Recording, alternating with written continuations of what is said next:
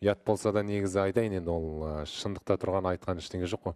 Саған қыздың пәк болған маңызды ма? Негізі.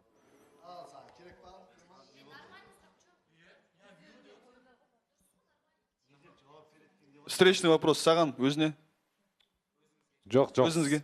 Жоқ, екеуміздің. Мен саған сұрақ қойып отырмын.